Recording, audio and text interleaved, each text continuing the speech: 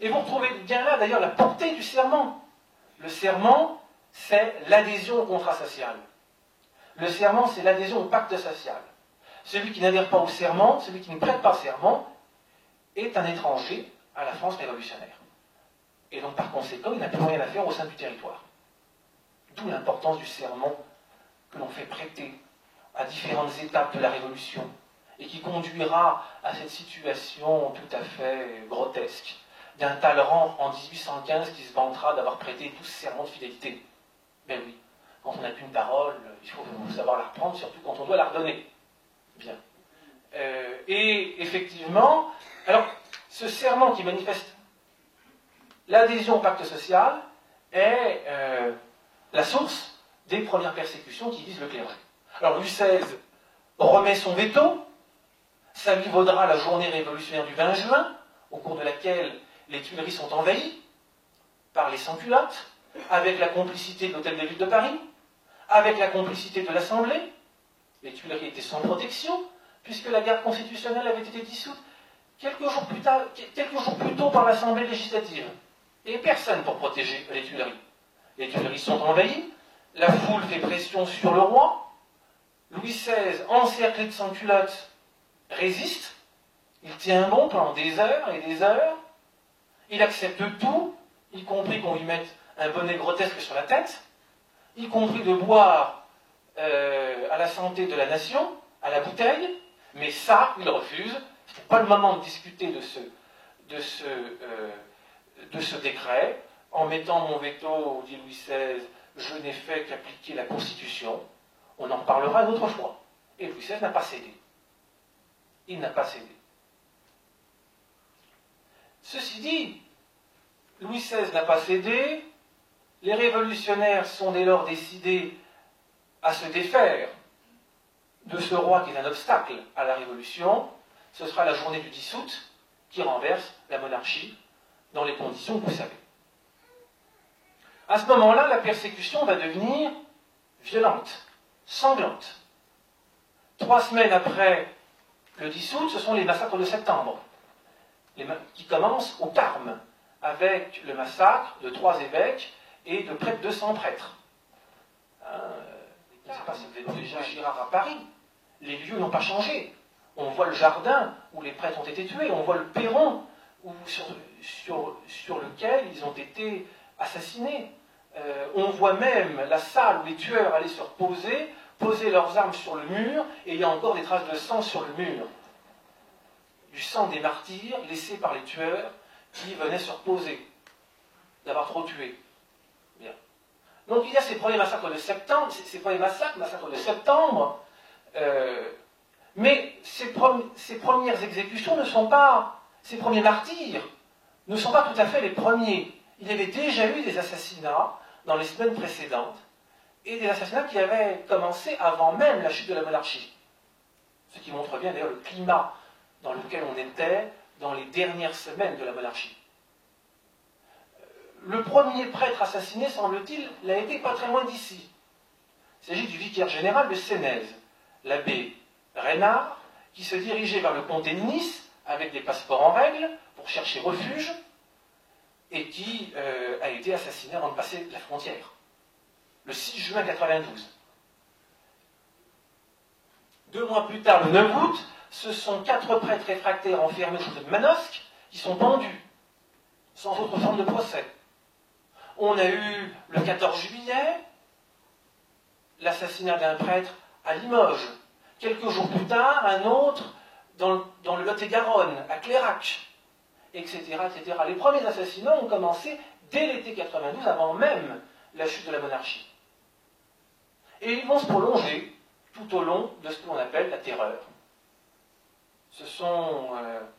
C'est le tribunal révolutionnaire, ce sont les exécutions capitales, aggravées par la répression anti-vendéenne, avec les noyades de Nantes, avec les fusillades d'Angers, les fusillades de Lyon, les canonnades de Lyon, fusillades de Toulon, etc., etc. C'est tout ce martyrologue que vous connaissez bien. Ce martyrologue qui résulte de la flambée déchristianisatrice qui s'est emparée de la France à l'automne 1793, qui marque peut-être l'un des paroxysmes de la terreur. À l'automne 1793, suite à une sorte de conflit entre les ultra-révolutionnaires du genre Hébert et Jacqueroux, les enragés et ceux qu'on appelle les hébertistes, et d'autre part la Convention montagnarde, un peu plus modérée. La Convention, au cours de journées révolutionnaires au mois de septembre 1793, a été amenée à lâcher du lest et à céder à certaines revendications des sans-culottes, qui était l'institution d'une armée révolutionnaire, la proclamation de la loi des suspects. En particulier, la proclamation de la loi des suspects permettait d'arrêter de larges catégories de la population considérées comme suspects et de les incarcérer, et les prêtres réfractaires en faisaient partie. L'armée révolutionnaire était une armée de militants envoyés dans les bourgs, dans les petites villes, pour imposer la révolution localement. Ces armées, d'ailleurs, composées de sans-culottes, qui se livraient d'ailleurs au pillage, qui vivaient sur l'habitant.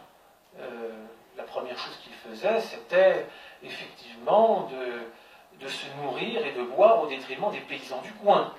Ils étaient chargés de voir s'il n'y avait pas de réserve trop importante dans les greniers pour approvisionner les villes, mais également de s'emparer des vases sacrés dans les églises, de les fermer au culte, ce qui a donné lieu à des mascarades anti-religieuses, et puis d'arrêter les suspects, éventuellement même de les exécuter. Ces armées révolutionnaires avaient avec elles une guillotine qu'elles promenaient et qui servait à un certain nombre d'exécutions décidées localement. Voilà. Et cette armée révolutionnaire, composée de sans-culottes, de gens qui sont agressivement anti-religieux, va être le fer de lance de la politique déchristianisatrice. Ils vont aller dans les patelins, dans les bourgs, dans les petites villes. Là où la municipalité est modérée, ils vont imposer une municipalité révolutionnaire, qui ensuite va adresser des suppliques à la Convention en faveur de la déchristianisation, en faveur de la proclamation du culte de la déesse raison. Ils vont changer les noms des villes, ça s'appelle régénérer une ville. Quand on change le nom d'une ville, Nogent-le-Roi qui devient Nogent-la République, ou Saint-Martin de quelque chose qui devient Marat-sur-Marne, ou que sais-je encore.